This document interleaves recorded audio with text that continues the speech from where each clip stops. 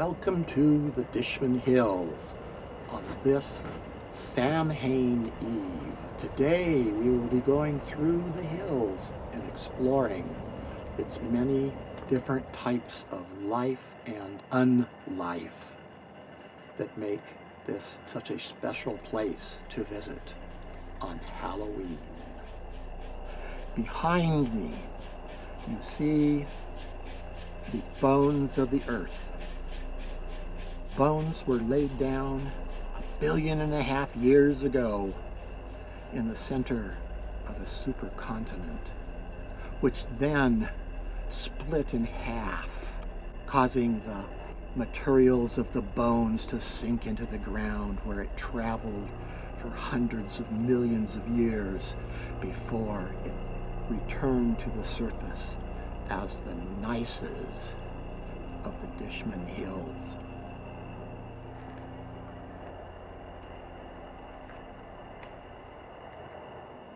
I'm looking at these giant boulders ripped away from the cliff behind me by a mighty flood that came down the valley 15,000 years ago. But these bones do not lie and rest in peace. If you look at a surface closely, you can touch it and realize you're not touching stone, you're touching life. These are living organisms called lichens, a partnership between fungus and algae that grafts tight to the rock, concealing its fate, that over time erodes, begins to eat the rock with acid etchings.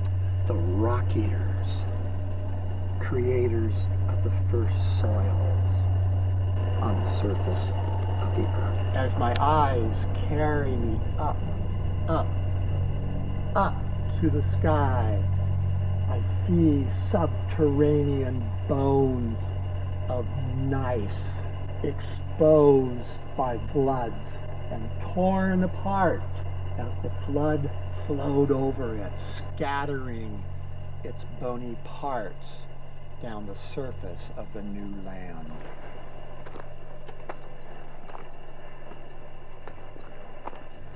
Direct your gaze up into the tree. You see how its branches spread out in many twists and turns, as this is a result of the dwarf mistletoe living under its bark, stealing the nutrients and water and minerals from its living tissue for its own needs. This tree will live as long as it can stay above the infection. When the infection reaches the crown, this tree will die. Follow my eye as I look into the witch's broom. See how its branches separate and separate and separate into twisted ends, tangling with each other. This is the work of dwarf mistletoe, the vampire plant.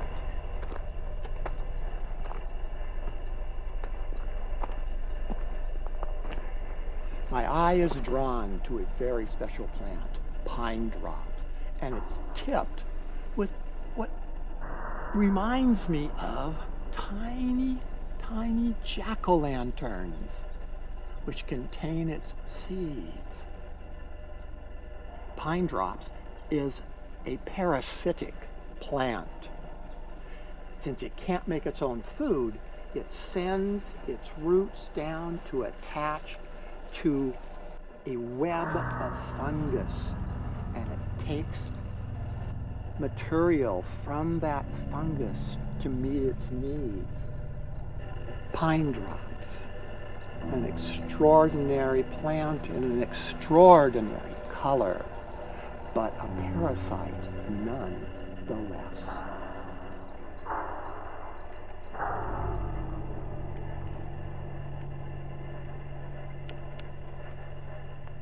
I'm looking at a set of watcher's eyes carved out of a rock that should not be at the surface of the earth. Myelinite is its name, and its home is normally 5 to 10 miles deep in the crust of the earth. Weather, water, and time have carved these eyes out of the living rock to monitor our passage through the Enchanted Ravine.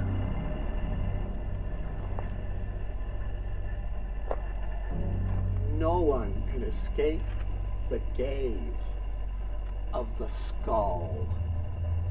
Its eye set into the ancient rock looks down the ravine to all that's going on. These eyes have recorded the life and death of this amazing area. Look back down, see what the skull sees. Life closely packed together. Life reaching to the sky.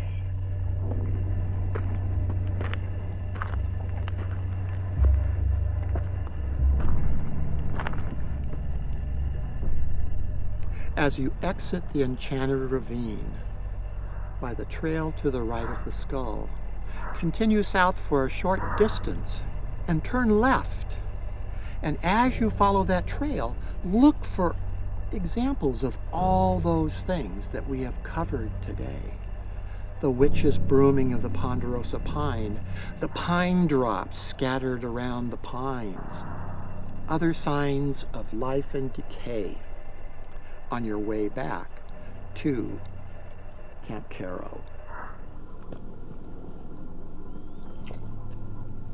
As you wrap up your Halloween adventure, please remember that the Dishman Hills hold wonders any day of the year. So come frequently, walk slowly, and look deeply into everything around you, and enjoy the wonders of the hills.